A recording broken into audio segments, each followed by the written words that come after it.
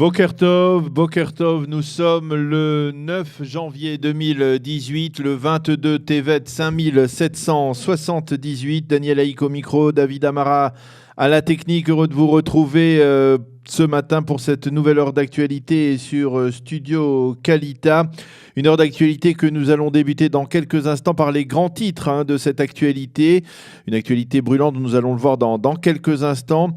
Mais ce matin, le 9 janvier, marque, vous le savez, probablement le 3e anniversaire de l'attentat contre l'hypercacher qui a coûté la vie à 4 personnes, 4 juifs, Michel Saada, Yoav Ratav, Johan Cohen et Philippe Braham, Zichronam Livracha. Et à l'occasion de ce terrible anniversaire, nous serons en ligne ce matin vers 8h10 avec l'invité de la rédaction qui sera Noémie Sidvon Aouzi, qui a été témoin du drame et qui a passé plusieurs heures dans le frigo, dans le réfrigérateur de l'hypercacher, le temps, dans la chambre froide plus exactement de l'hypercacher, le temps que les forces de sécurité donnent l'assaut et abattent le terroriste Hamidi Koulibaly.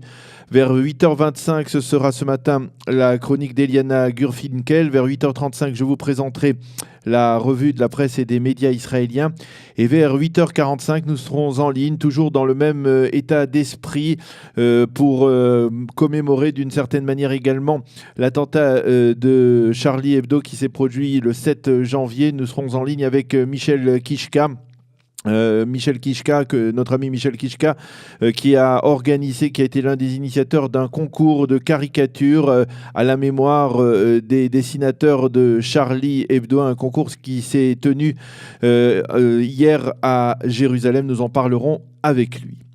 Les grands titres de l'actualité, il y a quelques instants à peine, la Knesset a voté à une majorité très juste de 58 députés pour, 57 contre la fameuse loi sur les supérettes, sur la fermeture des supérettes le Shabbat. Après une nuit de vote, on a attendu le vote de cette loi pendant plusieurs heures. Il faut noter que durant la nuit, vers 4 heures du matin, alors que les députés votaient contre des dizaines d'amendements à cette loi, amendements déposés par l'opposition, une panne s'est produite. L'un des amendements est malencontreusement passé. Il a fallu alors ramener la loi en commission, suspendre les votes en plénière pendant 3 heures et le vote n'a pu reprendre que vers 7 heures pour s'achever il y a encore quelques minutes à peine. Donc je le reprécise, cette fameuse loi sur les supérettes du Shabbat a été votée à une voix de majorité, 58 contre 57. Cela signifiait qu'il y avait pendant ce vote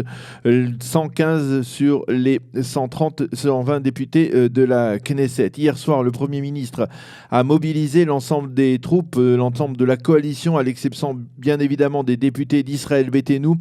Monsieur Netanyahou a mis en garde les députés. Voter contre cette loi, c'est provoquer la chute du gouvernement. Et ce matin, on a appris la raison d'une telle déclaration. Il semble que le chef de file du parti orthodoxe judaïsme unifié de la Torah, Yaakov Litzman, ait menacé le Premier ministre. Litzman lui aurait dit: si cette loi sur le Shabbat, qui nous est particulièrement importante, ne passe pas aujourd'hui ou demain, nous quitterons la coalition gouvernementale et nous ferons chuter le gouvernement. Et donc la mobilisation a donc été totale. Selon les calculs savants du président de la coalition gouvernementale, la loi devait donc être votée avec 2 voix d'avance seulement. Donc on l'a appris il y a quelques instants, seulement 1 voix d'avance pour la coalition gouvernementale. Parmi les députés qui ont voté contre cette loi, les députés de la coalition, eh bien, il faut noter les députés d'Israël Beitenou, d'Avigdor Lieberman, et il faut noter également l'absence ou l'abstention de Sharon Haskel, l'une des députées du Likoud qui avait déjà exprimé son opposition farouche au vote de cette loi, affirmant qu'elle précipitait une partie de l'électorat libéral du Likoud dans les bras de Yair Lapid du parti Yesh Atid. Autre développement concernant la députée Likoud Sharon Haskel, celle-ci ne sera pas exclue du Likoud comme l'auraient souhaité certains, en particulier David Amselem, après qu'elle ait exprimé donc son opposition à la loi. Le tribunal interne du Likoud a souligné hier qu'il n'avait pas l'intention d'exclure la députée, mais il lui a tout de même suggéré de reconsidérer sa position face aux menaces qui pesaient sur la coalition. Et donc finalement, Sharon Haskel s'est abstenue David Amsellem avait voulu exclure donc Sharon Haskel. Une chose est sûre, même si la loi est donc passée finalement in extremis il y a quelques instants, la coalition gouvernementale traverse une période particulièrement difficile et il n'est pas certain qu'elle puisse continuer à survivre politiquement de la sorte pendant plusieurs mois. Le vice-président américain Mike Pence sera en Israël les 22 et 23 janvier prochains dans le cadre d'une tournée au Proche-Orient qui doit le conduire également à Amman et au Caire. Le vice-président américain, qui on le sait a reporté sa visite par 2 fois, rencontrera durant son passage à Jérusalem le président de l'État Reuven Rivlin, le premier ministre Binyamin Netanyahou et d'autres personnalités israéliennes comme le président de l'opposition Yitzhak Herzog. Il se rendra également au mémorial du Yad Vashem et également, un point important, au Kotel Amaravi, au mur occidental. C'est la première fois qu'une aussi haute personnalité américaine arrive à Jérusalem depuis la proclamation par Donald Trump le 6 décembre dernier, reconnaissant Jérusalem comme capitale de l'État d'Israël.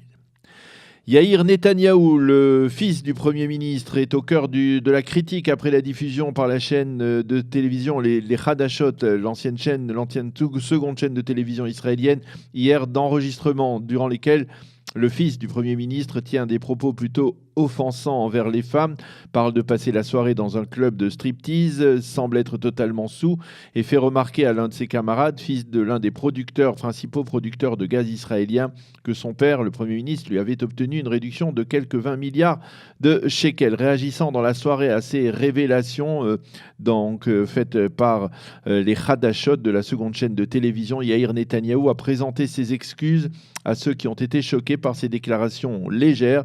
Il a affirmé qu'elles avaient été prononcées alors qu'il était en état d'ébriété. Ce type de propos ne correspond pas à ce que je suis. Je suis désolé, a-t-il déclaré. Par contre, à la présidence du Conseil, on parle de véritable chasse aux sorcières contre le Premier ministre et contre sa famille.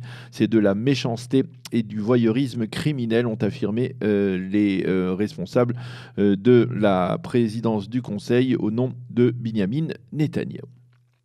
Et puis, sans transition, permettez-nous de rappeler, donc, comme nous l'avons fait au début de cette émission, que nous sommes le 9 janvier, que c'est aujourd'hui le 3e anniversaire de l'attentat meurtrier contre l'Hyper-Cacher qui a coûté la vie à Michel Saada, Yoav Ratav, Johan Cohen et Philippe Braham, Zichronam Libracha. Nous allons y revenir dans quelques instants avec l'invité de la rédaction, Naomi Sidbon Aouzi, qui nous racontera ces instants, ces heures très dramatiques qu'elle a vécues ce jour-là, le 9 janvier, dans l'après-midi, il y a 3 ans. Et puis enfin, sachez également que c'est ce soir que se tiendra à Jérusalem, près du théâtre de Jérusalem, la cérémonie des Shloshim à la mémoire du grand rabbin Josie Eisenberg, en présence de personnalités, de rabbins, d'amis et de proches, à 19h très précise dans la synagogue Ohel Nechama, donc 3 rue Chopin, près du théâtre de Jérusalem. La météo pour terminer, temps ensoleillé, hausse des températures progressives sur l'ensemble du territoire israélien. Il fera 15 degrés aujourd'hui à Jérusalem, 19 à Tel Aviv et 24 degrés à Eilat. Nous allons marquer une pause et dans quelques instants, nous retrouverons notre invité de la rédaction.